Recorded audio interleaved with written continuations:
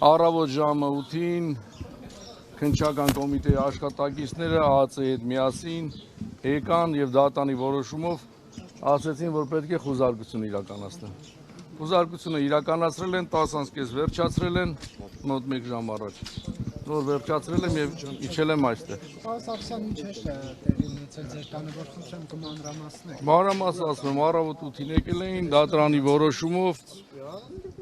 խուզարկություն անելու ամբողջ տունը խուզարկել են պատվալից միջև տանիք, տարել են 2 երեխայից հեռախոսները, մի հատ երեխայից պլանշետը եւ Հեռախոսը չեն տարի, երեխաները տարել։ այո։ Դե անջատված հեռախոս էր էլի դարակը գտած դրա համար։ Ահաբեկչության համար ոչ մի հարմար, ոչ թե հարմար, այլ ընդհանրապես ոչինչ չեն գտել։ Մետաղալ աստղիկներ, որ պագրիշկեք։ Ինչ չեն հայտնվում, ինչի մասին եք խոսում առաջանկան։ Որովհետև հենց նոր Հովհաննեսին Խուդոյան թույլ չտվեցի, որ նա ներս մտնի։ Փաստաբանը կես ժամ ուշացումով եկել է, բայց փաստաբանին թույլատրել են խուզարկությանը մասնակցի։ Իսկ հարցեր հնչել են ձեզ ուղղված թե դրա։ Ոչ, հիմա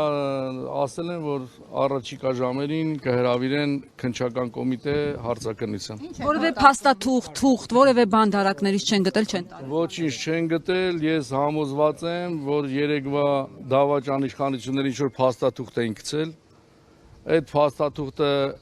հեղաշրջման պլանը երեք մտածում ենք, որ դա միտումնավոր են արել, այսօր արդեն համոզված ասում են, որ այդ պլանը գցել են այդ անհեթեթ պլանը, որպեսզի այսօր իրականացնեն այս խուզարկությունները, որտեվ հստակ ասեմ, վախեցած են, Սրբազանի ասած վախը ծնկների մեջ է, բայց հստակ ասեմ, որ մեր պայքարը, մեր հայրենիքի համար, արժանապատվության համար, մեր եկեղեցու համար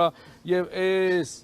որ փորձում են մեզ լռեցնել, վստահաբար ասում են ոչ միայն ինձ, այլ իմ պայքարի ընկերներին, մեր պայքարի ժողովրդին, ովքեր պայքարում են, որ ունենան չթուրքացած Հայաստան, չեն կարելու լռեցնել։